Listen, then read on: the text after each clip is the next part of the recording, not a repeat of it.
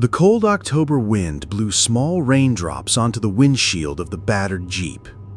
Anastasia Karlova was driving into the village of Sokolniki. The narrow asphalt road slowly faded away, turning into a dirt road lined with bare birch trees and sparse buildings. The journalist adjusted her glasses and glanced at the printed materials on the passenger seat. Clippings from old newspapers, photocopies of archival documents, and several reports of paranormal activity in the abandoned Chernov mansion. Another pointless business trip, she thought, gripping the steering wheel. 32 years, dozens of investigations, and not a single truly sensational story. A report about a ghost in an old mansion could be her chance for recognition. The Sokolniki Hotel looked as gloomy as everything around it. The two-story wooden building, with windows darkened by time, greeted Anastasia with an uneasy silence. She parked her SUV, threw on a light jacket, and headed for the entrance. The doorbell rang softly. An elderly woman with tired eyes looked up from an old office book. Her gaze instantly became wary. "Good afternoon. I have a reservation for a week." Anastasia introduced herself. "Good afternoon. I booked a room for a week," Anastasia introduced herself. "Are you a journalist?" Elena's voice was not a question, but a statement. "Yes, Anastasia Karlova, city newspaper. I want to write an article about a local legend." Elena put the book aside. Her wrinkled fingers trembled slightly. "The Chernov's mansion is no place for curiosity. Young girls should not go there." Anastasia smiled a professional smile. "I need information. Local archives, memories. You've lived here for many years, haven't you?" For a moment, the woman hesitated, as if deciding whether to speak or not. Then she sighed. "The story of Elizabeta Chernova is a tragedy. She was a bride in 1917. On the eve of the wedding, something happened. They say she got involved with bad company and did forbidden things." "Occultism?" Anastasia asked. "Don't ask too many questions. Some secrets are better left in the past." The room was small but clean. Against the far wall stood an antique chest of drawers with a mirror in a tarnished frame. When Anastasia hung up her jacket, she thought she saw someone's shadow flash in the mirror. She turned around sharply. No one. Overwork, thought the journalist. The Chernov's mansion was a strange place. After the revolution, things happened there that people preferred not to remember, and occult societies held secret rituals. And what happened to Elizabeth? No one knows. Either she was killed or she disappeared under strange circumstances. At night, something scraped quietly behind the wall in the room. Anastasia tried to get up several times, but fatigue got the better of her. Through her half-sleep, she thought she heard a woman crying and footsteps in the corridor. In the morning, she firmly decided that tomorrow she would go to the Chernov mansion. The morning light struggled to seep through the thick, dusty curtains of the Chernov's mansion. Anastasia cautiously crossed the threshold. She felt the cold air envelop her body like ghostly hands. The creaky floorboards groaned in protest with each step she took, breaking the long-standing silence of desolation. The spacious hall of the once luxurious mansion looked like a set from a forgotten nightmare. The portraits, darkened by time, stared with blind eyes, and the antique furniture was covered with a thick layer of dust and cobwebs. Anastasia took out her professional digital voice recorder and methodically began to document every detail. Professional skepticism, no emotions, only facts, she told herself. On a massive carved table, she discovered a stack of yellowed documents. Carefully laying them out, Anastasia began to study their contents. Among the papers were strange diagrams resembling occult symbols and photographs of people in formal attire from the early 20th century. One of the documents caught her attention in particular. It was the minutes of a meeting of a secret society dated August 15, 1917. The text was written in small, uneven handwriting, sometimes barely legible. Anastasia strained her eyes, trying to make out the notes. The ritual is prepared. The victim is chosen. The bride's blood will open the gates. The words sounded ominous, even in the silence of the empty room. Suddenly, she heard a slight rustle behind her. Anastasia turned abruptly, but saw only a swaying curtain and a small shadow in the far corner of the hall. "Who's there?" Her voice sounded more confident than she felt at that moment. Silence. Only the quiet creaking of the old wooden structure. At that moment, Dmitry Lavrentiev, the mysterious local resident Elena had mentioned, entered the hall. His appearance was so sudden that Anastasia shuddered. "You shouldn't be here. This house holds secrets that are better left buried." "I'm a journalist. My job is to uncover secrets." Dmitry smiled. A bitter, almost painless smile flitted across his lips. "Some secrets are better left untouched. They are like ancient wounds that start to bleed as soon as they are disturbed." Dmitry Lavrentiev looked at the documents laid out by Anastasia, and his gaze darkened. "These papers are more dangerous than you think," Dmitry warned, and slowly headed for the exit. Something fell in the corner, and Anastasia turned sharply. An antique mirror in a silver frame swayed as if touched by an invisible hand, and in its reflection she saw for a moment the figure of a woman in a white dress. When she looked back, the figure was gone, leaving only documents, dust, and the heavy atmosphere of a forgotten mansion that held many untold secrets. Anastasia knew one thing. She would not stop until she learned the truth about the Chernov's house and the mysterious Elizabeth's. Anastasia sat in a quiet room in the local library, surrounded by stacks of yellowed documents and books cracked by time. Her fingers carefully turned the pages of an old diary she had found among the archival materials. The lines, written in Elizabeth Chernova's shaky handwriting, gradually revealed the dark history of an occult society. The entries were fragmentary, as if written in a state of panic and despair. They gather every midnight, strange people in masks who perform ancient rituals. Between the lines were hints of human sacrifices and dark ceremonies that took place in the Chernov mansion. "They chose me," was written in one of the entries. Anastasia felt a slight chill run down her spine. She understood that Elizabeth's story was not just a legend, but a real tragedy. "You shouldn't read this," said Sergei Perov, a local priest who appeared unexpectedly. Anastasia looked up. Standing before her was a short man in his 50s, with a stern expression and tired eyes. His black cassock contrasted with his pale skin. "Father Sergei, I'm a journalist. I need to know the truth." The priest sighed heavily and sat down opposite her. "Some secrets are better left buried. That society was not ordinary.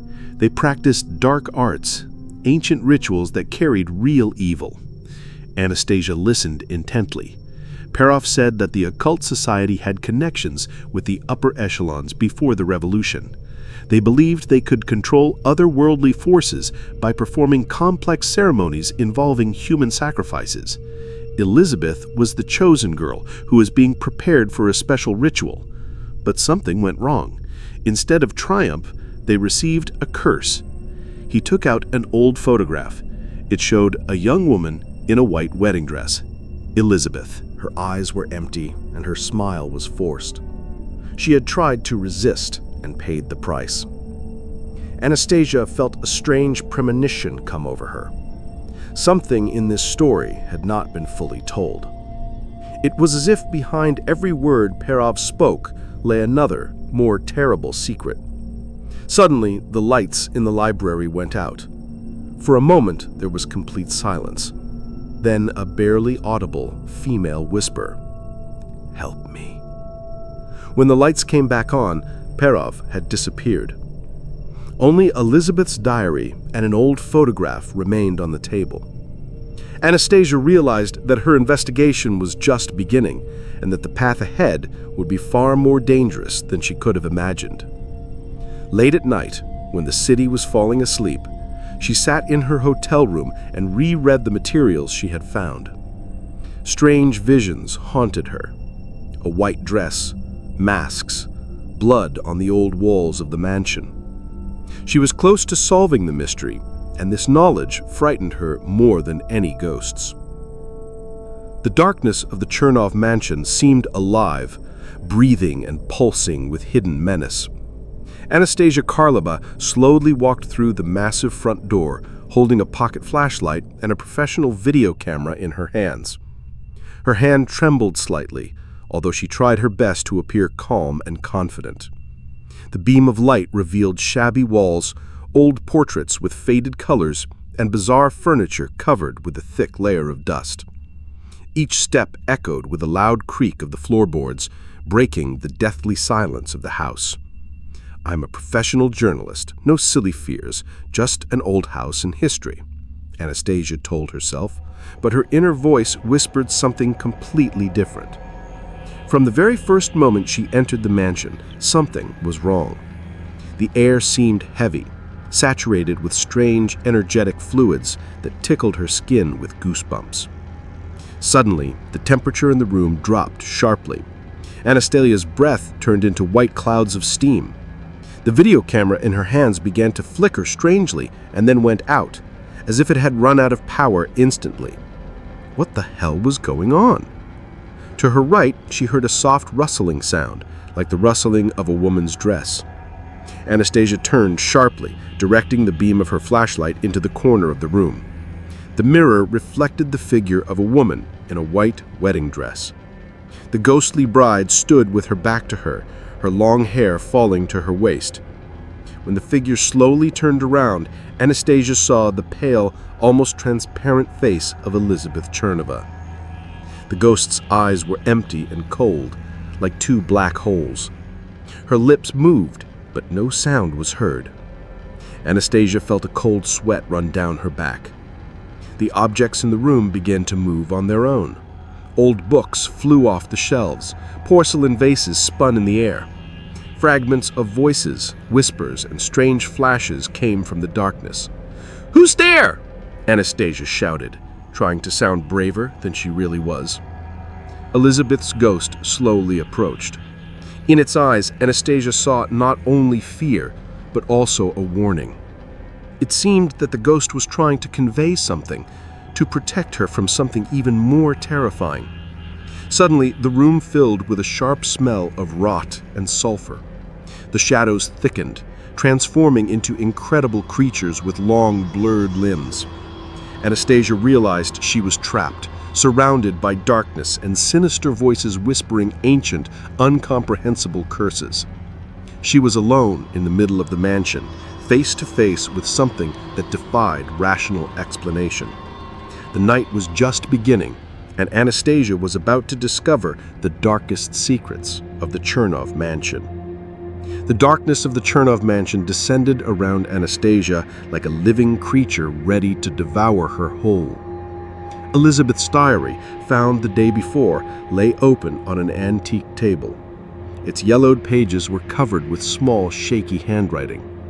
Each line pulsed with hidden knowledge, the key to unraveling the curse. Anastasia slowly ran her fingers over the pages. Her gaze stopped at an encrypted entry at the end of the diary. The symbols of the occult society she had been studying in recent days formed a strange sequence. She realized that these were not just notes, but ritual instructions, a way to destroy the dark entity. Suddenly, the room filled with cold. The ghostly figure of Elizabeth materialized between the antique cabinets. Her white wedding dress seemed faded from time and suffering. "You must free us, but be careful. The price of liberation is high." Anastasia understood that the decisive moment had come. Among the occult artifacts found in the hidden room, she chose an ancient ritual dagger and a silver bowl. The candles around her flared with blue flames, creating a mystical circle of protection. The dark entity hiding behind the image of the bride began to reveal itself. Its form transformed, becoming increasingly ugly and threatening. It was not just a ghost. It was something ancient, feeding on human fears and pain. Anastasia began to read spells from the diary. Her voice sounded more and more confident, words in an unknown language bursting from her lips, causing the air to vibrate with hidden energy. The silver bowl filled with a dark substance resembling blood. "You cannot stop me. I have existed for centuries, feeding on the souls of this place," the entity growled. But Anastasia did not stop. She understood that her mission was not only to conduct a journalistic investigation, but also to free the souls trapped in the cursed mansion. The final ritual required a personal sacrifice. Anastasia slashed her palm with the dagger. Drops of blood fell into a silver bowl. The moment the last drop touched the bottom, a terrible scream rang out. It was either a ghost or the darkest entity itself. When the last sound died away, Anastasia felt that something had changed irrevocably. She was no longer a journalist skeptical of the paranormal. Part of her soul remained in that mansion as payment for the liberation. Morning light slowly filled the room. The ghosts had disappeared. The Chernov's mansion now looked like an ordinary old house. But Anastasia knew that the traces of that night would remain here forever. Gathering the last documents, she realized that her investigation report would never be published. Too much remained beyond human understanding. Leaving Sokolniki, Anastasia looked back at the mansion. It stood as a silent witness to what had happened, keeping secrets that would never be fully revealed. A new life awaited her, changed, burdened by the knowledge of the existence of what is hidden from ordinary eyes. Such terrible horrors occur in our world. What are your thoughts on this matter? Please share them in the comments. Special thanks to those who support my work with likes and comments. It is helpful in my work. Take care of yourselves. See you in the next video. Bye for now.